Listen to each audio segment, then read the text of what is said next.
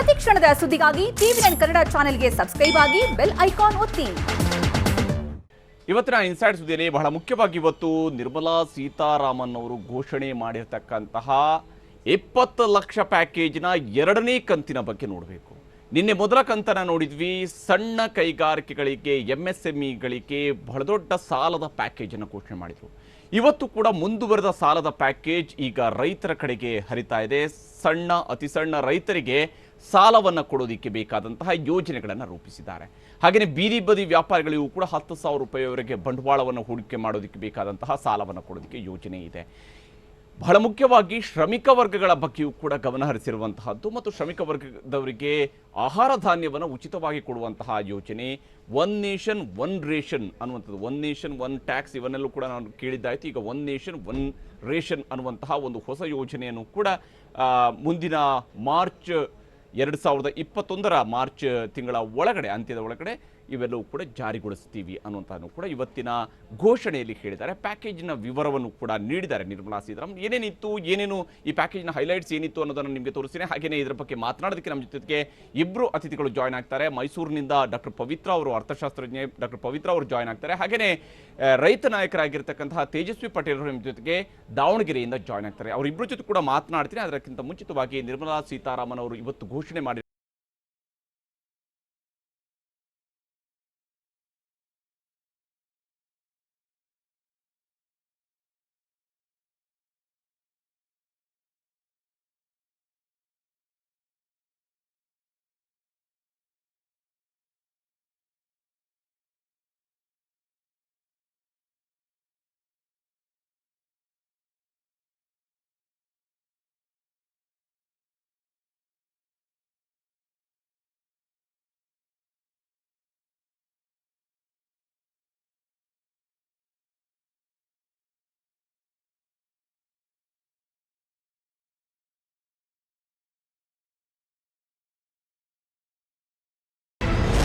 directly reaching rural India, directly reaching small and marginal farmers, and this is 30,000 crore in addition to what they normally do, which is 90,000 crore. Small and the marginal farmers. This is for particularly small and marginal farmers. And not only post-harvest Rabi, but also the preparatory work for Kharif. Even for that, this will be of help. The regional rural banks and the rural cooperative banks will be the ones which will use this credit. Many of the state cooperative banks, about 33 state cooperative banks, 351 district cooperative banks, and 43 regional rural banks have also come forward to avail of this on-tap based lending. 20 lakh ಕೋಟಿ ಪ್ಯಾಕೇಜ್ನಲ್ಲಿ ಇಂದು ಕೇಂದ್ರ ಸರ್ಕಾರ ಘೋಷಿಸಿರುವ ಯೋಜನೆಗಳ ಪಟ್ಟಿ ದೊಡ್ಡದಾಗಿ ಬೆಳೆಯುತ್ತಿದೆ. ನಿರ್ಮಲಾ ಹೇಳಿದ ಯೋಜನೆಗಳ ವಿವರ ಹೀಗಿದೆ.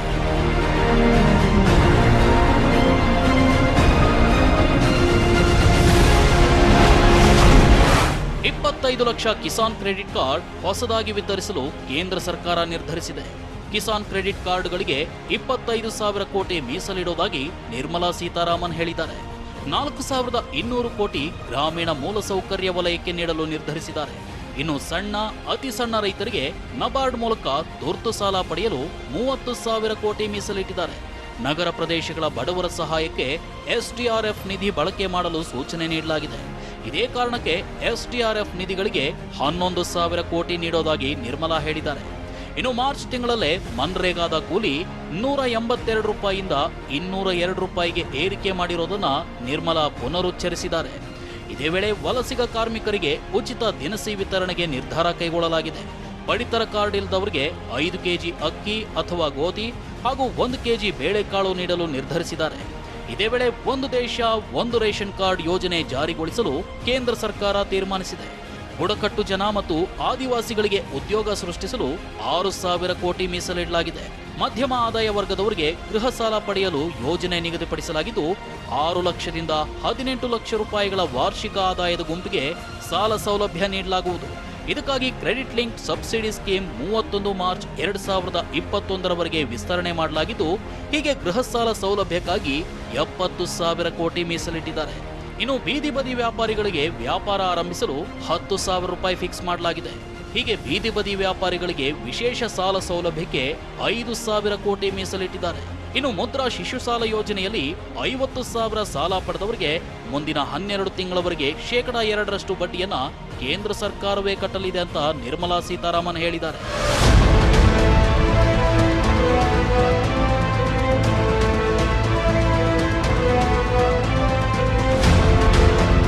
ಹೀಗೆ ಎರಡನೇ ದಿನ ನಿರ್ಮಲಾ ಸೀತಾರಾಮನ್ ಬಡವರ್ಗಗಳ ಕೇಂದ್ರೀಕೃತವಾಗಿ ಇಂದಿನ 2ನೇ ಕಂತಿನ ವಿವರವನ್ನ ನೀಡಿದ್ದಾರೆ. ಆದರೆ ಇದರಲ್ಲಿ ನೇರವಾಗಿ ರೈತರು ಶ್ರಮಿಕರ ಅಕೌಂಟ್ಗಳಿಗೇನು ಹಣ ಸಿಗ್ತಿಲ್ಲ. ಬದಲಿಗೆ ಬ್ಯಾಂಕ್ ವ್ಯವಸ್ಥೆ ಮೂಲಕ ಸಾಲ ಪಡೆದು ತಮ್ಮ ಕೆಲಸವನ್ನ ಪುನರಾರಂಭಿಸೋದಕ್ಕೆ ಆದ್ಯತೆ ನೀಡಲಾಗಿದೆ. ಇದರ ಮೂಲಕ ಸ್ವಾವಲಂಬಿ ಭಾರತದ ನಿರ್ಮಾಣದ ಕನಸನ್ನ ಪ್ರಧಾನಿ ಮೋದಿ ಬಿತ್ತುತ್ತಿದ್ದಾರೆ.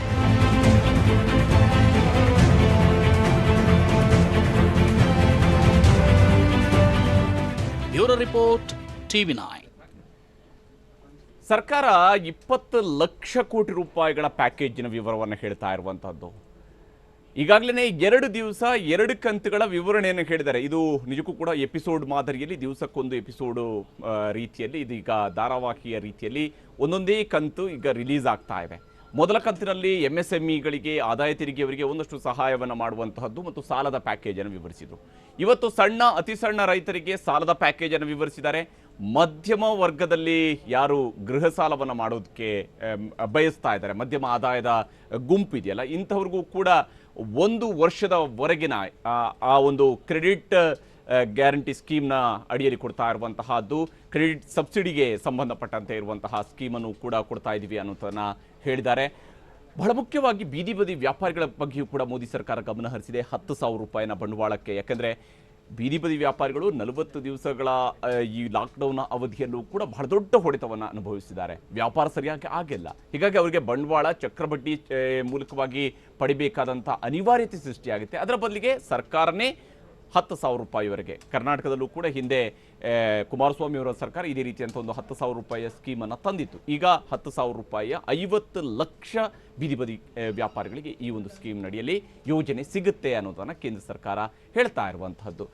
ಆದಿವಾಸಿಗಳ ಬಗ್ಗೆಯೂ ಕೂಡ ಗಮನ ಹರಿಸಿದ್ದಾರೆ. ಶ್ರಮಿಕ ವರ್ಗದ ಬಗ್ಗೆಯೂ ಕೂಡ ಗಮನ ಹರಿಸಿದ್ದಾರೆ. 1 ನೇಷನ್ 1 ರೇಷನ್ ಅನ್ನುವಂಥನ್ನು ಕೂಡ ಹೇಳ್ತಾ ಇದ್ದಾರೆ. ಇದೆಲ್ಲವೂ ಕೂಡ ಹೇಗೆ ಜಾರಿಗೊಳ್ಳುತ್ತೆ, ಯಾವ ರೀತಿಯಾದಂಥ ಯಾವ ಸ್ವರೂಪದಲ್ಲಿ ಇವೆಲ್ಲವೂ ಕೂಡ ಜಾರಿಗೊಳ್ಳುತ್ತೆ, ಮತ್ತು ನಿಜಕ್ಕೂ ಕೂಡ ರೈತರ ವಿಚಾರದಲ್ಲಿ ಕಿಸಾನ್ ಕ್ರೆಡಿಟ್ ಕಾರ್ಡ್ಗಳ ಮೂಲಕ ಸುಮಾರು 2 ಕೋಟಿ ರೈತರಿಗೆ ನಾವು ನೆರವನ್ನು ಕೊಡ್ತೀವಿ ಅನ್ನುವಂಥದ್ದಕ್ಕೆ ಸಂಬಂಧಪಟ್ಟಂತೆ ಏನು ವಿವರವನ್ನು ನೀಡ್ತಾ ಹೋಗಿದ್ದಾರಲ್ಲ, ಈ ನೆರವು ಎಷ್ಟರ ಮಟ್ಟಿಗೆ ನೆರವಿಗೆ ಬರುತ್ತೆ, ರೈತರ ಪಾಲಿಗೆ ಎಷ್ಟಿಗೆ ಸಹಾಯಕ್ಕೆ ಬರುತ್ತೆ, ಎಲ್ಲ ವಿಚಾರದ ಬಗ್ಗೆ ಕೂಡ ಮಾತಾಡೋಣ. ನಮ್ಮ ಜೊತೆಗೆ 2 ಅತಿಥಿಗಳು ಈಗ ಜಾಯ್ನ್ ಆಗಿದ್ದಾರೆ. ಡಾಕ್ಟರ್ ಪವಿತ್ರ ಅವರು ಮೈಸೂರಿನಿಂದ ಜಾಯ್ನ್ ಆಗಿದ್ದಾರೆ, ಹಾಗೆಯೇ ತೇಜಸ್ವಿ ಪಟೇಲ್ ಅವರ ಜೊತೆಗೆ ದಾವಣಗೆರೆಯಿಂದ ಜಾಯ್ನ್ ಆಗಿದ್ದಾರೆ. ಮೊದಲಿಗೆ ಡಾಕ್ಟರ್ ಪವಿತ್ರ ಅವರೇ, ಬಹುಶಃ ಇವತ್ತಿನ ಪ್ಯಾಕೇಜ್ನ 2ನೇ ಕಂತು, ಮೋದಿಯವರು ಹೇಳಿರ್ತಕ್ಕಂತಹ ಪ್ಯಾಕೇಜ್ನ 2ನೇ ಕಂತಿನ ವಿವರಣೆಯನ್ನು ಇವತ್ತು ನಿರ್ಮಲಾ ಸೀತಾರಾಮನ್ ಅವರು ನೀಡಿದ್ದಾರೆ. ಬಹಳ ಮುಖ್ಯವಾಗಿ ಸಣ್ಣ ಅತಿ ಸಣ್ಣ ರೈತರಿಂದ ಹಿಡಿದು ಶ್ರಮಿಕ ವರ್ಗದವರೆಗೂ ಕೂಡ ಗಮನ ಹರಿಸಿದ್ದಾರೆ. ಯಾವ ರೀತಿಯಾಗಿ ಈ ಸಾಲದ ಸ್ವರೂಪದಲ್ಲಿರುವಂತಹ ಈ ಪ್ಯಾಕೇಜ್ ರೈತರ ನೆರವಿಗೆ ಬರುತ್ತೆ ಅನ್ನೋದನ್ನು?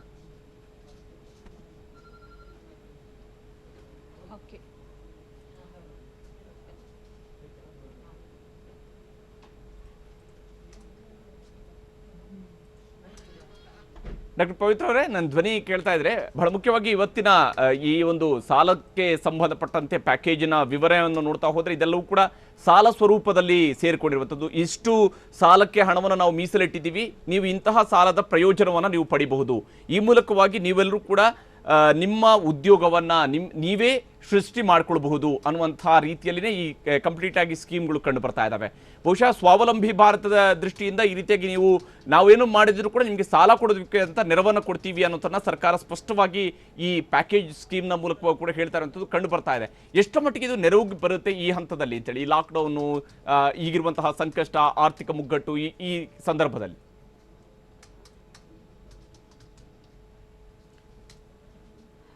ನಮಸ್ತೆ ಹರಿಪ್ರಸಾದ್ ಸರ್. ನಮಸ್ತೆ. ಈ ಒಂದು ಕರೋನಾ ಪ್ಯಾಕೇಜ್ 2ನೇ ಹಂತದಲ್ಲಿ ಈಗ ಇವತ್ತು ಹೌದು ಒಂದು ಬಡವರು ಅಥವಾ ಬೀದಿ ಬದಿ ಕಾರ್ಮಿಕರು, ಬೀದಿ ಬದಿ ವ್ಯಾಪಾರಸ್ಥರು, ಮತ್ತೆ ಏನು ಅಸಂಘಟಿತ ವಲಯದಲ್ಲಿ ಇರುವಂತ ಕಾರ್ಮಿಕರು, ವಲಸೆ ಕಾರ್ಮಿಕರು ಏನಿದ್ದಾರೆ, ಇಂಥವರಿಗೆ ಈ ಪ್ಯಾಕೇಜ್ ಅನ್ನ ಇವತ್ತು ಒಂದು ಇವರ ಒಳಿತಿಗಾಗಿ ಘೋಷಣೆಯನ್ನ ಮಾಡಿದ್ದಾರೆ. ಹೌದು. ಆದ್ರೆ ನಿನ್ನೆಯ ನಾವು ಒಂದು ಪ್ಯಾಕೇಜ್ ಅನ್ನ ನೋಡೋದಾದ್ರೆ ಎಂಎಸ್ಎಂಇ 20 ಲಕ್ಷ ಕೋಟಿ ರೂಪಾಯಿ. ಪವಿತ್ರ ಅವರು, ಜಸ್ಟ್ ನಾನು ನಿಮ್ ಜೊತೆ ಮತ್ತೆ ಸಂಪರ್ಕಿಸ್ತೀನಿ, ನಾನು ಮತ್ತೆ ನಿಮ್ಮನ್ನು ಸಂಪರ್ಕಿಸ್ತೀನಿ. ತಾಂತ್ರಿಕ ಕಾರಣದಿಂದಾಗಿ ಸ್ಪಷ್ಟವಾಗಿ ನಿಮ್ಮ ಧ್ವನಿ ಸಿಗ್ತಾ ಇಲ್ಲ. ಹಾಗೇನೆ ತೇಜಸ್ವಿ ಪಟೇಲ್ರು ಕೂಡ ನಮ್ಮ ಜೊತೆಗೆ ಜಾಯ್ನ್ ಆಗ್ತಾ ಇದ್ದಾರೆ. ತೇಜಸ್ವಿ ಅವ್ರ ಜೊತೆಗೆ ನಾನು ಮಾತಾಡ್ತೀನಿ, ತೇಜಸ್ವಿ ಪಟೇಲ್ ಜೊತೆ ಕೂಡ ನಾನು ಮಾತಾಡ್ತೀನಿ. ಯಾಕಂದ್ರೆ ಇಲ್ಲಿ ಈ ಸಾಲದ ಸ್ವರೂಪದಲ್ಲಿ ಇರುವಂಥದ್ದು ಬಹುತೇಕ ಎಲ್ಲ ಪ್ಯಾಕೇಜನ್ನ ವಿವರವನ್ನು ನಾವು ನೋಡ್ತಾ ಹೋದ್ರು ಕೂಡ ಇವೆಲ್ಲವೂ ಕೂಡ ಇಂತಿಷ್ಟು ಸಾಲವನ್ನು ಪಡೆಯುವುದಕ್ಕೆ ಬೇಕಾದಂಥ ಹಣವನ್ನು ನಾವು ಮೀಸಲಿಟ್ಟಿದ್ದೀವಿ, ಈ ಸೌಲಭ್ಯವನ್ನು ನೀವು ಪಡ್ಕೊಳ್ಬಹುದು. ಬೀದಿ ಬದಿ ವ್ಯಾಪಾರಿಗಳಿಗಾಗಿ 5,000 ಕೋಟಿ ರೂಪಾಯಿಯನ್ನು ಮೀಸಲಿಟ್ಟಿದ್ದಾರೆ. ಹಾಗೆಯೇ ಮನ್ರೇಗಾದ ಅಡಿಯಲ್ಲಿ ಕೆಲಸ ಮಾಡ್ತಕ್ಕಂಥದ್ದಕ್ಕೆ ಈಗ ವಲಸೆ ಕಾರ್ಮಿಕರಿಗೂ ಕೂಡ ಅವಕಾಶ ಕೊಟ್ಟಿರೋದ್ರಿಂದಾಗಿ ಯಾರೆಲ್ಲ ನಗರ ಪ್ರದೇಶಗಳನ್ನು ಬಿಟ್ಟು ತಮ್ಮ ಊರುಗಳಿಗೆ ಹೋಗಿದಾರಲ್ಲ ಅಂಥವರ ನೆರವಿಗೆ ಬರುವಂತಹದಕ್ಕೆ ಸಂಬಂಧಪಟ್ಟಂತೆಯೂ ಕೂಡ ಈಗ ಕೇಂದ್ರ ಸರ್ಕಾರ ಯೋಚನೆಯನ್ನು ಮಾಡಿದೆ. ತೇಜಸ್ವಿ ಪಟೇಲ್ರು ಈಗ ನಮ್ಮ ಜೊತೆಗೆ ಸಂಪರ್ಕದಲ್ಲಿದ್ದಾರೆ. ತೇಜಸ್ವಿ ಪಟೇಲ್ರೆ, ತಾವು ಯಾವ ರೀತಿಯಾಗಿ ನೋಡ್ತೀರಿ ಇವತ್ತಿನ ಈ ಒಂದು ಕೇಂದ್ರ ಸರ್ಕಾರದ ಪ್ಯಾಕೇಜ್ ಸ್ವರೂಪವನ್ನು ಗಮನಿಸಿದಾಗ? ಸಣ್ಣ ಮತ್ತು ಅತಿ ಸಣ್ಣ ರೈತರಿಗಾಗಿನೇ ಈ ಕಿಸಾನ್ ಕ್ರೆಡಿಟ್ ಕಾರ್ಡ್ಗಳ ಮೂಲಕವಾಗಿ ಸಾಲ ಸೌಲಭ್ಯವನ್ನು ಕೊಡ್ತೀವಿ ಅನ್ನೋದನ್ನ ಹೇಳ್ತಾ ಇದ್ದಾರೆ. ಈಗ ನೋಡಿ, ಕೇಂದ್ರ ಸರ್ಕಾರ ಘೋಷಣೆ ಮಾಡಿರೋದು 30,000 ಕೋಟಿ ನಬಾರ್ಡ್ ಥ್ರೂ ಮತ್ತೆ 2 ಲಕ್ಷ ಕೋಟಿ ಅಂತ ಹೇಳ್ತಾ ಇದ್ದಾರೆ ಸರ್. ಈಗ ನಮ್ಮ ಕೇವಲ ಕರ್ನಾಟಕದ ವ್ಯಾಪ್ತಿಯಲ್ಲಿ ನೋಡಿದ್ರೆ ಒಂದು APMCಯಲ್ಲಿ ಒಂದು 30% ರೈತರು ವಹಿವಾಟು ಮಾಡ್ತಾರೆ. ಅಲ್ಲೇ ವರ್ಷಕ್ಕೆ 40,000 ಕೋಟಿ ವಹಿವಾಟು ಆಗುತ್ತೆ ನಮ್ಮ APMCಯಲ್ಲಿ. ಅದ್ರ 3 ಪಟ್ಟು ಹೊರಗಡೆ ಆಗುತ್ತೆ ರಾಜ್ಯದಲ್ಲಿ. ಅಂದ್ರೆ ಕರ್ನಾಟಕದ ಒಂದೇ 1,20,000ದಿಂದ 1,50,000 ಕೋಟಿವರೆಗೂ ರೈತರದ್ದು ನಮ್ದು ಕೃಷಿ ಉತ್ಪನ್ನಗಳು ವಹಿವಾಟು ಆಗುತ್ತೆ. ಇಡೀ ರಾಷ್ಟ್ರದ ಲೆಕ್ಕ ಹಾಕಿದ್ರೆ ಎಷ್ಟು ಹೋಗ್ಬೋದು ಅಂತ ನಾವು ಆಲೋಚನೆ ಮಾಡಬಹುದು. ಇದರಲ್ಲಿ 30,000 ಕೋಟಿ ಈಗ ನಮಗೆ ಅವ್ರು ಕೊಡ್ತಾ ಇದಾರೆ ಸಾಲ ಅಂದ್ರೆ, ನಮ್ಗೀಗ ನಷ್ಟ ಎಷ್ಟಾಗಿದೆ ಅಂತ ಅವ್ರು ಅಂದಾಜು ಮಾಡಿರಂಗ್ ಕಾಣೋದಿಲ್ಲ ಸರ್. ಈಗ ಎಷ್ಟು ನಷ್ಟ ಆಗಿದೆ ಅಂತ ಅಂದಾಜು ಮಾಡಿರಂಗ್ ನಾವು 20 ಲಕ್ಷ ಕೋಟಿ ಪ್ಯಾಕೇಜ್ ಅಲ್ಲಿ ನಮ್ದು ಬೃಹತ್ ಪಾಲ್ ಇರುತ್ತೆ ಅಂತ ಅನ್ಕೊಂಡಿದ್ವಿ ನಾವು. ನಮ್ದೇ ಪಾಲ್ ಜಾಸ್ತಿ ಇರುತ್ತೆ ಅಂತ ಅನ್ಕೊಂಡಿದ್ವಿ. ಒಂದ್ 20-25% ಕೂಡ ನಮ್ ಕಡೆ ಗಮನ ಕೊಟ್ಟಿಲ್ಲ. ಆಕ್ಚುಲಿ ನಮ್ಗೆ ನಷ್ಟ ಪರಿಹಾರ ಕೊಡ್ಬೇಕಿತ್ತು. ಆಕ್ಚುಲಿ ಸಾಲ ಕೊಡೋದು 2ನೇ ಹಂತ ಸರ್. ಈಗ ನಾವು ಅಫಿಷಿಯಲ್ ಆಗಿ ನಮ್ದು ನ್ಯಾಷನಲೈಸ್ ಬ್ಯಾಂಕ್ ಗಳಲ್ಲಿ 13 ಲಕ್ಷ ಕೋಟಿ ಇದೆ ಭಾರತಾದ್ಯಂತ ಅಫಿಷಿಯಲ್ ಸಾಲ. ಇನ್ನಿತರೆ ಕೈಗಡೆ ಸಾಲ ಇದೆಲ್ಲ ಲೆಕ್ಕ ಹಾಕಿದ್ರೆ ನಮ್ಗೆ ಲೆಕ್ಕನೇ ಸಿಗೋದಿಲ್ಲ, ಅಷ್ಟು ಸಾಲ ಇದೆ ಆಕ್ಚುಲಿ. ಈಗ ಕೇಂದ್ರ ಸರ್ಕಾರ ಘೋಷಣೆ ಮಾಡಿರೋಂತ ಏನು ಪರಿಹಾರ ಇದೆ ಅದು ಎಳ್ಳಷ್ಟು ಸಾಕಾಗೋದಿಲ್ಲ ಸರ್ ನಮ್ಗೆ. ಆದ್ರೆ ಈಗ ಕೇಂದ್ರ ಸರ್ಕಾರ, ಈಗ ನೀವು ಹೇಳಿದ್ರಿ ನಷ್ಟ ಪರಿಹಾರವನ್ನ ಕೊಡಬೇಕು ಅನ್ನೋದ್ರ ಬಗ್ಗೆ, ಬಹುಶಃ ರಾಜ್ಯ ಸರ್ಕಾರಗಳು ಈ ನಷ್ಟ ಪರಿಹಾರಕ್ಕೆ ಸಂಬಂಧಪಟ್ಟಂತೆ ಏನೋ ಒಂದು, ಈಗ ಕರ್ನಾಟಕದಲ್ಲೂ ಕೂಡ ನಷ್ಟ ಪರಿಹಾರದ ದೃಷ್ಟಿಯಿಂದ ನೋಡ್ತಾ ಹೋದಾಗ ಹೂ ಬೆಳೆಗಾರರಿಗೆ ಇಂತಿಷ್ಟು ಅನ್ನುವಂಥದ್ದನ್ನ ಈಗ ರಾಜ್ಯ ಸರ್ಕಾರ ನಿಗದಿಯನ್ನ ಮಾಡಿದೆ. ಉಳಿದಂತಹ ರೈತರ ಬಗ್ಗೆ ಮುಂದೆ ಮಾಡ್ತೀವಿ. ಕೇಂದ್ರ ಸರ್ಕಾರ ಕೂಡ ಹೇಳಿದೆ ಇವತ್ತೇನು ಯಾವ್ಯಾವ ಸೆಕ್ಟರ್ಗಳ ಹೇಳಿಲ್ಲ ಅವ್ರಿಗೆಲ್ಲ ಮುಂದೆಯೂ ಕೂಡ ಇದೆ, ಈಗಲೇನು ಕಂಪ್ಲೀಟ್ಲಿ ಇದು ಮುಗ್ದಿಲ್ಲ, ಇನ್ನೂ ಕೂಡ ಇದೆ ಅನ್ನೋಂತ ಹೇಳಿದ್ರೆ, ಹಾಗಾದ್ರೆ ಮುಂದೆ ಏನಾದ್ರೂ ನಷ್ಟ ಪರಿಹಾರ ಸಿಗಬಹುದು ಅನ್ನುವಂಥದ್ದು ಅನಿಸುತ್ತಾ? ಪ್ರಾಥಮಿಕವಾಗಿ ನೋಡ್ಬೇಕಾಗಿದ್ದು ನಷ್ಟ ಸರ್, ನಂತರ ಸಾಲ. ಹೌದು. ಈ ಮೊದಲ ಸಾಲ ನೋಡ್ತಾ ಇದಾರೆ ಅಂದ್ರೆ ನಷ್ಟ ಗಮನಿಸ್ತಾರೆ ಅನ್ನೋ ನಂಬಿಕೆ ಬರೋದಿಲ್ಲ ಸರ್ ಸದ್ಯಕ್ಕಂತೂ. ಈ ಆಕ್ಚುಲಿ ನಮ್ದು ಎಲ್ಲಾ ಉತ್ಪನ್ನಗಳನ್ನ ಒಟ್ಟು ಈಗ ನೋಡಿ ಸರ್, ಎಷ್ಟು ನಮ್ದು ಈ ಲಾಕ್ ಡೌನ್ ಅಂದ್ರೆ ಖಂಡಿತ ನಾವು ಎಲ್ಲರೂ ಈ ಹೊರೆನ ಓರ್ಬೇಕು, ಅದನ್ನ ಒಪ್ತೀನಿ, ಕಾಮನ್ ಸೆನ್ಸ್ ಅಲ್ಲೇ ಒಪ್ತೀನಿ ನಾನು. ಎಲ್ಲರೂ ಈ ಕಷ್ಟ ಸಂದರ್ಭದಲ್ಲಿ ಎಲ್ಲರೂ ಹೊರೆ ಓರ್ಬೇಕು ಅಂತ. ಆದ್ರೆ ಒಂದ್ ಕಡೆಗೆ ನಮ್ಮ ಕೃಷಿ ಉತ್ಪನ್ನಗಳು ಹೊಲದಲ್ಲಿ ವೇಸ್ಟ್ ಆಯ್ತು, ಇನ್ನೊಂದ್ ಕಡೆ ಜನರ ಹಸುವಿನಿಂದ ತೊಂದರೆಗೀಡಾದ್ರು. ಈ ಎರಡರ ನಡುವೆ ಒಂದು ಸಂಪರ್ಕ ಮಾಡಿದ್ರೆ ಇಷ್ಟು ನಷ್ಟ ಆಗ್ತಿರ್ಲಿಲ್ಲ. ಒಂದು ಈ ಹಿಂದೆ ಮಾಡ್ಬೇಕಾಗಿದ್ದಂತ ಕಾರ್ಯ ಈಗ ಮೋಸ್ಟ್ಲಿ ಅದ್ ಮಾತಾಡಿದ್ರೆ ಅಷ್ಟು ಪ್ರಯೋಜನ ಆಗ್ಲಿಕ್ಕಿಲ್ಲ ಸರ್. ಆದ್ರೆ ನಮ್ದು ಏನಿದೆ ರೈತರಿಗೆ ಸಂಬಂಧಪಟ್ಟಂಗೆ ಹೊಸ ಸಾಲ ಕೊಡೋದು ನಮಗೆ ಸಹಾಯ ಮಾಡ್ದಂಗಲ್ಲ. ಹೊಸ ಸಾಲ ಕೊಡೋದು, ಈಗ ಮಾಡಿರಂತ ಸಾಲಕ್ಕೆ ಏನ್ ತೀರ್ಮಾನ, ಈಗ ಆಗಿರಂತ ನಷ್ಟಕ್ಕೆ ಏನ್ ಕ್ರಮ ತಗೊಳ್ತಾರೆ, ಇದ್ರ ಆಧಾರದ ಮೇಲೆ ಹೊಸ ಸಾಲ. ಅದು 30,000 ಕೋಟಿ ಅಂದ್ರೆ ಇಡೀ ಭಾರತಾದ್ಯಂತ ಎಷ್ಟು ಪರಿಣಾಮ ಬೀರ್ಬೋದು? 30,000 ಕೋಟಿ ಅಂದ್ರೆ ನಮ್ಮ ಒಟ್ಟು ವಹಿವಾಟಿಗೆ ಅದು ಎಷ್ಟು ಪರ್ಸೆಂಟೇಜ್ ಅಂತ ಲೆಕ್ಕ ಹಾಕಿದ್ರೆ ಖಂಡಿತ ಬಹಳ ಅಜಗಜಾಂತರ ಆಗುತ್ತೆ. ಹಾಗಾಗಿ ಸರ್ಕಾರ ಈಗಲೂ 12 ಲಕ್ಷ ಕೋಟಿಗಿಂತ ಹೆಚ್ಚು ಅವ್ರ ಹತ್ರ ಅವಕಾಶ ಇರೋದ್ರಿಂದ 20 ಲಕ್ಷ ಕೋಟಿ ಪ್ಯಾಕೇಜ್ ಅಲ್ಲಿ ನಮ್ಮ ನಷ್ಟ ಪರಿಹಾರದ ಬಗ್ಗೆ, ಸಾಲದ ಬಗ್ಗೆನು ಪುನರ್ ಪರಿಶೀಲಿಸಬೇಕು ಅಂತ ಹೇಳ್ತೀವಿ. ಹಾಗೇನೆ ಇನ್ನೊಂದು ಬಹಳ ಮುಖ್ಯವಾಗಿ ತೇಜಸ್ವಿ ಪಟೇಲ್ ಈಗ ಸಾಲದ ಪ್ರಮಾಣವನ್ನ ನಾವು ಇಷ್ಟೆಲ್ಲ ಕೊಡ್ತಾ ಹೋಗೋದ್ರಿಂದಾಗಿ ರೈತರು ಸಾಲ ಪಡೆದು ಮತ್ತೊಮ್ಮೆ ನೀವು ಕೃಷಿ ಮಾಡಿ ನೀವು ಮತ್ತೆ ವಾಪಸ್ ಕೃಷಿಯನ್ನ ಮಾಡಬಹುದು ಅನ್ನುವಂಥದ್ದು ಬಹುಶಃ ಈ ಕಾನ್ಸೆಪ್ಟ್ ಅನ್ನು ನೋಡ್ತಾ ಹೋದ್ರೆ ಹಂಗೆ ಕಾಣ್ತಾ ಇದೆ. ನೀವು ಆ ಮೂಲಕ ಸ್ವಾವಲಂಬನೆಯನ್ನ ಸಾಧಿಸಿ ಅಂತ ಹೇಳಿ ಸಾಲ ಕೊಟ್ಟು ನಮಗೆ ಅವರು ಕೃಷಿ ಅನ್ನೋದು ಹೆಂಗಿದೆ ಅಂದ್ರೆ ಮೇಲ್ನೋಟಕ್ಕೆ ನಮ್ದೇ ವೃತ್ತಿ ಅನ್ಸಿದ್ರು ಕೂಡ ಇಡೀ ದೇಶಕ್ಕೆ ಆಹಾರ ಒದಗಿಸೋದು ಸರ್. ಆಕ್ಚುಲಿ ಕೃಷಿಗೆ ಸಾಲ ಕೊಡೋದು ರೈತರಿಗೆ ಸಹಕಾರ ಮಾಡೋದು ಅನ್ನೋದು ಮೇಲ್ನೋಟಕ್ಕೆ ಹೇಳಿದ್ರು ಕೂಡ ಇಡೀ ದೇಶದ ಜನರಿಗೆ ಆಹಾರ ಉತ್ಪಾದನೆ ಆಗ್ಬೇಕು ಅನ್ನೋ ಕಾರಣಕ್ಕೆ ಸಾಲ ಕೊಡೋದು. ಆಕ್ಚುಲಿ ಬ್ಯಾಂಕ್ಗಳು ಅಥವಾ ಸರ್ಕಾರಗಳ ಸಾಲನೇ ನಂಬ್ಕೊಂಡು ನಾವೇನು ಕೃಷಿ ಚಟುವಟಿಕೆಯಲ್ಲಿ ಭಾಗವಹಿಸಲ್ಲ ಸರ್. ಆಕ್ಚುಲಿ ನಾವು ಕೃಷಿ ಚಟುವಟಿಕೆ ಆರಂಭಿಸದೆ ಮಳೆ ನೋಡಿ, ನೀರಿನ ನೋಡಿ, ಅಥವಾ ನಮ್ಮ ಉಳಿದ ವಾತಾವರಣ ನೋಡಿ. ಆಕ್ಚುಲಿ ಇದು ಏನಿದೆ ಅಂದ್ರೆ ರೈತರ ಕಡೆ ನಾವು ಏನೂ ಮಾತಾಡ್ಲಿಲ್ಲದ್ರೆ ಇಡೀ ಸಮುದಾಯನ ನಾವು ಅಲಕ್ಷ್ಯ ಮಾಡಿದ್ವಿ, ನಿರ್ಲಕ್ಷ್ಯ ಮಾಡಿದ್ವಿ ಅನ್ನೋಂಥದ್ದು ಆಗ್ಬೋದು ಅನ್ನೋ ಕಾರಣಕ್ಕೆ ಒಂದಿಷ್ಟು ಘೋಷಣೆ ಮಾಡಿರ್ಬೋದು ಅಂತ ನಾನು ಅನ್ಕೊಳ್ತೀನಿ. ಈ ವಲಸೆ ಕಾರ್ಮಿಕರ ದೃಷ್ಟಿಯಿಂದ ಕೊಟ್ಟಿರ್ತಕ್ಕಂತಹ ಪ್ಯಾಕೇಜ್ ಅನ್ನು ಗಮನಿಸಿದರೆ ತಾವು ಏನ್ ಅನ್ಸುತ್ತೆ ಅಂತ ಹೇಳಿ, ವಲಸೆ ಕಾರ್ಮಿಕರಿಗೆ ಸಂಬಂಧಪಟ್ಟಂತೆ ಆಹಾರ ಧಾನ್ಯವನ್ನು ಕೊಡ್ತೀವಿ, ಅವರು ಕೂಡ ಮನ್ರೇಗಾದ ಅಡಿಯಲ್ಲಿ ಕೆಲಸ ಮಾಡಬಹುದು ಅನ್ನೋದನ್ನೆಲ್ಲ ಕೇಳಿದಲ್ಲ. ಬಹುಶಃ ಇದು ಎಷ್ಟರ ಮಟ್ಟಿಗೆ ಈ ವಲಸೆ ಕಾರ್ಮಿಕರ ನೆರವಿಗೆ ಬರುತ್ತೆ ಅಂತಲೇ ಅನ್ಸುತ್ತೆ ತೇಜಸ್ವಿ ಪಟೇಲ್ ರೇ? ವಲಸೆ ಅನ್ನೋದನ್ನ ನಾವು ಇನ್ ಪ್ರಿನ್ಸಿಪಲ್ ಅರ್ಥ ಮಾಡ್ಕೊಂಡ್ರೆ ಆಯಾ ಗ್ರಾಮದಲ್ಲಿ ಅವರು ಕೆಲಸ ಮಾಡ್ಲಿಕ್ಕಾಗದೆ ಅಥವಾ ಇಷ್ಟ ಇಲ್ಲದೆ ಹೋಗಿರೋರು ಸರ್. ವಲಸೆ ಹೋಗಿರೋರು ಒಂದು ಅವಕಾಶ ಇಲ್ಲ ಅಂತ, ಇನ್ನೊಂದು ಇಷ್ಟ ಇಲ್ಲ ಅಂತ. ಈಗ ಮಹಾತ್ಮ ಗಾಂಧಿ ರಾಷ್ಟ್ರೀಯ ಗ್ರಾಮೀಣ ಉದ್ಯೋಗ ಖಾತ್ರಿಯಲ್ಲಿ ಏನಾಗುತ್ತೆ ಸರ್ ಅಂದ್ರೆ ಸರ್ಕಾರ ಮಟ್ಟದಲ್ಲಿ ಘೋಷಣೆ ಮಾಡೋದಕ್ಕೂ ಅನುಷ್ಠಾನಕ್ಕೂ ಬಹಳ ವ್ಯತ್ಯಾಸ ಆಗುತ್ತೆ. ಈಗಿನ ಏನ್ ಕಾರ್ಯಕ್ರಮ ಇನ್ನು ವಿಸ್ತಾರ ಮಾಡ್ಬೇಕಾಗತ್ತೆ. ಮಹಾತ್ಮ ಗಾಂಧಿ ರಾಷ್ಟ್ರೀಯ ಗ್ರಾಮೀಣ ಖಾತ್ರಿ ಉದ್ಯೋಗ ಅಡಿಯಲ್ಲಿ ತಗೊಂಡಂತ ಕಾಮಗಾರಿಗಳನ್ನ ವಿಸ್ತಾರ ಮಾಡ್ಬೇಕಾಗತ್ತೆ. ಅದನ್ನ ಸ್ವಲ್ಪ ನಾವು ಈಗ ಏನ್ ಹೇಳಿದಾರಲ್ಲ ಸರ್, ಇದೊಂಥರ ಇನ್ನು ಫೋರ್ಕಾಸ್ಟ್ ಇದ್ದಂಗೆ ಸರ್. ಅದನ್ನ ಅನುಷ್ಠಾನ ಆದ್ಮೇಲೆ ಇದ್ರ ಬಗ್ಗೆ ನಮಗೆ ಹೆಚ್ಚು ಮಾಹಿತಿ ಸಿಗುತ್ತೆ ಅನ್ಸುತ್ತೆ. ಆದ್ರೆ ಒಂದು ಮತ್ತೆ ಮಾತಾಡ್ತೀನಿ ನಾನು ನಿಮ್ ಜೊತೆಗೆ.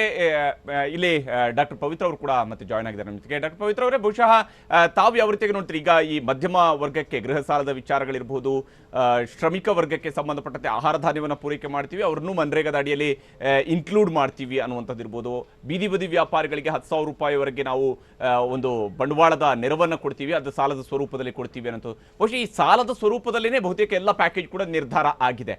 ಇದು ಯಾವ ರೀತಿಯಾದಂತಹ ನೆರವು ಇಕನಾಮಿಕ್ ರಿವೈವಲ್ ದೃಷ್ಟಿಯಿಂದ, ಆರ್ಥಿಕತೆಯ ಪುನಶ್ಚೇತನದ ದೃಷ್ಟಿಯಿಂದ ಯಾವ ರೀತಿಯಾದಂತಹ ನೆರವಿಗೆ ಕಾರಣ ಆಗುತ್ತೆ ಇದು ಅಂತ?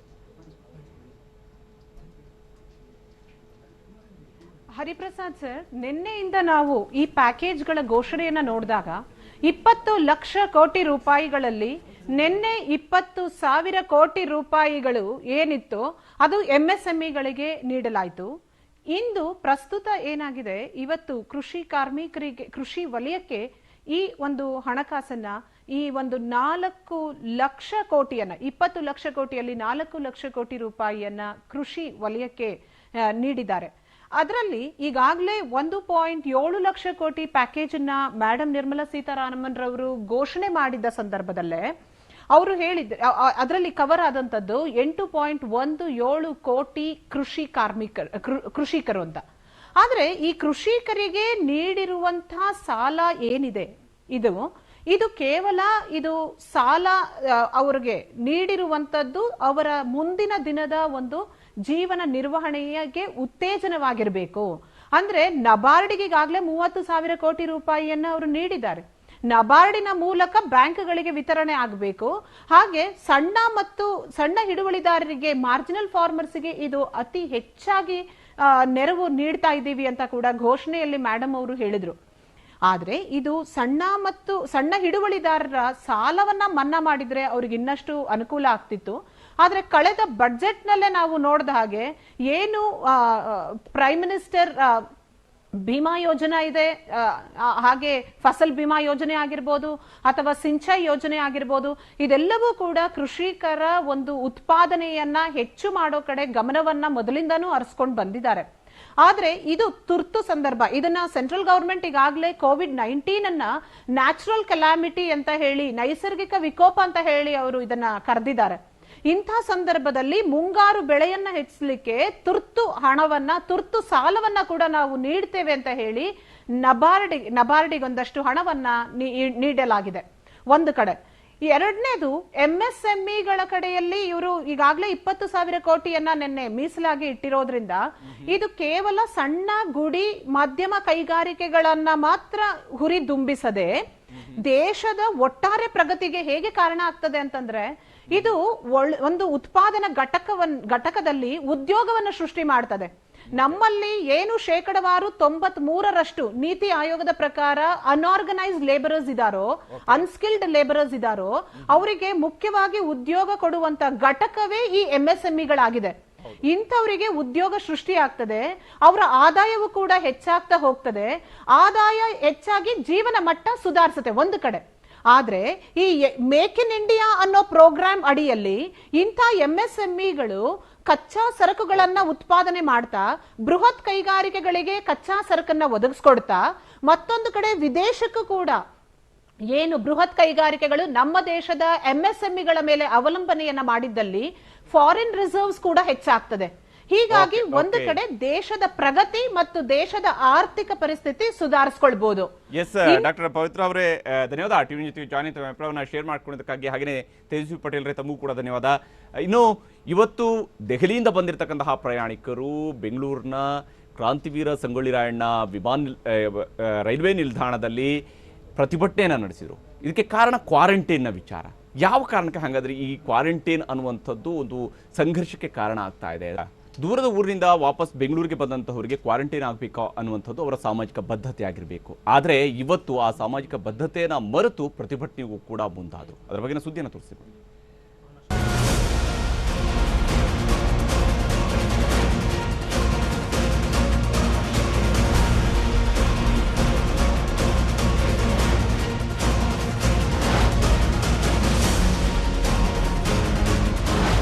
ಕೊರೋನಾದ ಹಾವಳಿ ದಿನದಿನಕ್ಕೂ ಏರಿಕೆಯಾಗುತ್ತಿದೆ. ಇದರ ನಡುವೆ ಲಾಕ್ಡೌನ್ ಸಡಿಲಿಕೆಯಿಂದ ಒಂದು ರಾಜ್ಯದಿಂದ ಇನ್ನೊಂದು ರಾಜ್ಯಕ್ಕೆ ಜನರು ಸಂಚರಿಸ್ತಾ ಇದ್ದಾರೆ. ಹಾಗೆಯೇ ಇಂದು ದೆಹಲಿಯಿಂದ ವಿಶೇಷ ರೈಲಿನ ಮೂಲಕ ಬೆಂಗಳೂರಿಗೆ ಸುಮಾರು 900 ಮಂದಿ ಆಗಮಿಸಿದರು.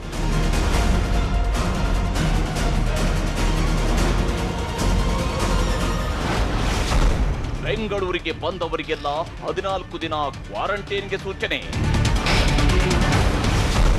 ರೈಲ್ವೆ ನಿಲ್ದಾಣದಲ್ಲಿ ಶುರುವಾಯಿತು ಪ್ರಯಾಣಿಕರ ಪ್ರತಿಭಟನೆ. ಹೌದು, ಇಂದು ಬೆಂಗಳೂರಿಗೆ ದೆಹಲಿಯಿಂದ ಆಗಮಿಸಿದ ಎಲ್ಲರೂ 14 ದಿನ ಕ್ವಾರಂಟೈನ್ ಆಗಬೇಕು ಅಂತ ಆರೋಗ್ಯ ಇಲಾಖೆ ಸೂಚಿಸಿತ್ತು. ಜಿಲ್ಲಾಡಳಿತ ಕೂಡ ಹೊರ ರಾಜ್ಯಗಳಿಂದ ಬಂದವರು ಕಡ್ಡಾಯವಾಗಿ ಕ್ವಾರಂಟೈನ್ ಆಗಬೇಕು ಎಂದು ಆದೇಶ ನೀಡಿದೆ. ಆದರೆ ದೆಹಲಿಯಿಂದ ಬಂದವರಿಗೆ ಟಿಕೆಟ್ ಬುಕ್ ಮಾಡುವ ವೇಳೆ ಕ್ವಾರಂಟೈನ್ ಬಗ್ಗೆ ಯಾವುದೇ ಮುನ್ಸೂಚನೆ ನೀಡಿರಲಿಲ್ವಂತೆ. ಕಷ್ಟಪಟ್ಟು ಟಿಕೆಟ್ಗೆ ಹಣ ಹೊಂದಿಸಿಕೊಂಡು ಬಂದವರು ಮತ್ತೆ 14 ದಿನ ಕ್ವಾರಂಟೈನ್ ಆಗಬೇಕು ಅಂದ್ರೆ ಅವರೇ ಸ್ವಂತ ಖರ್ಚಿನಲ್ಲಿ ಹೋಟೆಲ್ ಬಿಲ್ ಪಾವತಿಸಬೇಕು ಅಂತ ಸರ್ಕಾರ ಹೇಳ್ತಿದೆ. ಇದೇ ಕಾರಣಕ್ಕೆ ನಮಗೆ ಒಂದೋ ಮನೆಯಲ್ಲಿ ಕ್ವಾರಂಟೈನ್ ಆಗಲು ಅವಕಾಶ ಕೊಡಿ, ಇಲ್ಲದೆ ಹೋದ್ರೆ ವಾಪಸ್ ದೆಹಲಿಗೆ ಕಳಿಸಿ ಎಂದು ಪ್ರಯಾಣಿಕರು ಪ್ರತಿಭಟನೆ ಆರಂಭಿಸಿದ್ರು.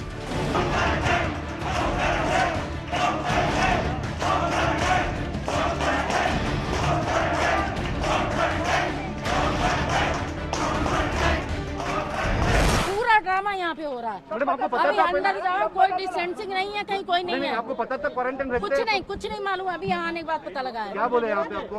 यहाँ वही जो चीज ये सिस्टम करवा रहे हैं कि आप पहले जाओ वहाँ टेस्ट करवाओ, चेक हो जाएगा, तब पॉजिटिव निकलेगा तो आपको अंदर 15 दिन किया जाएगा। आपको बोले थे कि आप पैसा दे के क्वारंटाइन में रहना चाहिए, पहले बोले? नहीं, कुछ नहीं बता रहे हैं। अगर आता तो हम लोग को कुत्ते ने काटा था क्या? उतनी दूर से हम लोग यूपी से आ रहे हैं सफर करके, कोई कुछ नहीं है। यहाँ पे अभी आप जाओ, ट्रेन में इतना गंदा है, ट्रेन टॉयलेट में सिर्फ पानी नहीं है, पीने का पानी की तो बात ही छोड़ दो।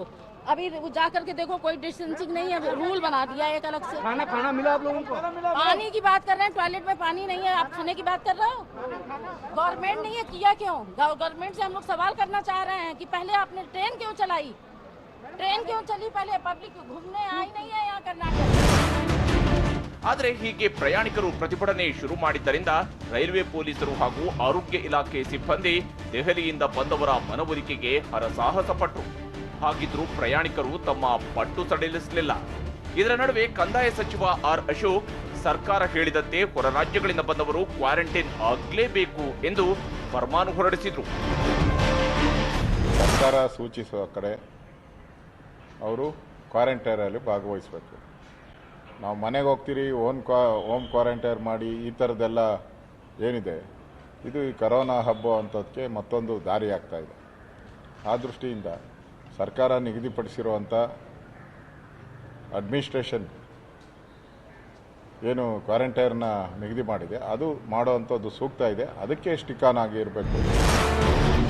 ಯಾವಾಗ ಸರ್ಕಾರ ಕೂಡ ಪ್ರಯಾಣಿಕರಿಗೆ ಕ್ವಾರಂಟೈನ್ ಆಗಲೇಬೇಕು ಎಂದು ಗಟ್ಟಿ ಮುರಿದಂತೆ ಹೇಳಿತೋ ದೆಹಲಿಯಿಂದ ಬಂದವರಿಗೆ ಬೇರೆ ದಾರಿ ಇರಲಿಲ್ಲ.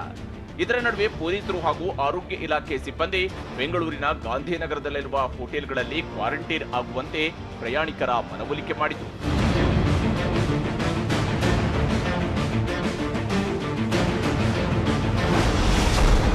ಹಿರಿಯ ನಾಗರಿಕರು, ಗರ್ಭಿಣಿಯರಿಗೆ ಹೋಮ್ ಕ್ವಾರಂಟೈನ್. ನೆಗೆಟಿವ್ ರಿಪೋರ್ಟ್ ಬಂದ ಮೇಲೆ ಮನೆಗೆ ಹೋಗಲು ಅವಕಾಶ. ಹೊರ ರಾಜ್ಯಗಳಿಂದ ಬಂದವರಲ್ಲಿ ಹಿರಿಯ ನಾಗರಿಕರು ಹಾಗೂ ಗರ್ಭಿಣಿಯರು ಇದ್ರೆ ಅಂತವರಿಗೆ ಕೊರೋನಾ ಟೆಸ್ಟ್ ನಡೆಸಿದಾಗ ನೆಗೆಟಿವ್ ರಿಪೋರ್ಟ್ ಬಂದ್ರೆ ಮನೆಯಲ್ಲೇ ಕ್ವಾರಂಟೈನ್ ಆಗಲು ಆರೋಗ್ಯ ಇಲಾಖೆ ಅವಕಾಶ ನೀಡಿದೆ. ಉಳಿದಂತೆ ದೆಹಲಿ, ಮುಂಬೈ, ಅಹಮದಾಬಾದ್ ಮೊದಲಾದ ಕಡೆಗಳಿಂದ ಬರುವವರು ಮೊದಲ ಪರೀಕ್ಷೆಯಲ್ಲಿ ನೆಗೆಟಿವ್ ರಿಪೋರ್ಟ್ ಬಂದರೂ ಕಡ್ಡಾಯವಾಗಿ 14 ದಿನಗಳ ಕಾಲ ಸರ್ಕಾರ ನಿಗದಿಪಡಿಸಿದ ಸ್ಥಳಗಳಲ್ಲಿ ಕ್ವಾರಂಟೈನ್ ಆಗಲೇಬೇಕಿದೆ. ಅಲ್ಲದೆ ಹೋಟೆಲ್ಗಳಲ್ಲಿ ಕ್ವಾರಂಟೈನ್ ಆಗಲು ಬಯಸುವವರು ಸ್ವಂತ ಖರ್ಚಿನಲ್ಲಿ ಬಿಲ್ ಪಾವತಿಸಬೇಕಿದ್ದು ಪ್ರಯಾಣಕ್ಕೂ ಮೊದಲು ಕ್ವಾರಂಟೈನ್ ಬಗ್ಗೆ ಪ್ಲಾನ್ ಮಾಡಿಕೊಳ್ಳುವುದು ಉಳಿತು. ಭಾಗ್ಯ ಜತೆ ಶಿವರಾಜ್ ಕುಮಾರ್, TV9 ಬೆಂಗಳೂರು. ನಮ್ಮೂರು ಪ್ರತಿದಿನ ರಾತ್ರಿ 8 ಗಂಟೆಗೆ TV9ನಲ್ಲಿ ಮಾತ್ರ.